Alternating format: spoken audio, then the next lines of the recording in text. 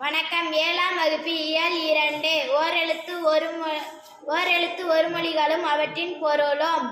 42 எழுத்துக்கள். அ பசு, இ கொடு, உ இறைச்சி, ஏ அம்பு, ஐ தலைவன், ஓ மதகு நீர் தாங்கும் பலகை, கா சோலை, பூ பூமி, கை ஒழுக்கம், கோ அரசன், சா இறந்து போ, சி இகழ்ச்சி, சே உயர்வு, சோ மதில், தா கொடு, தி நெருப்பு, து தூய்மை, தே கடவுள், தை தைத்தல், நா நாவு, நீ முன்னிலை ஒருமை, நே அன்பு, நை இழிவு,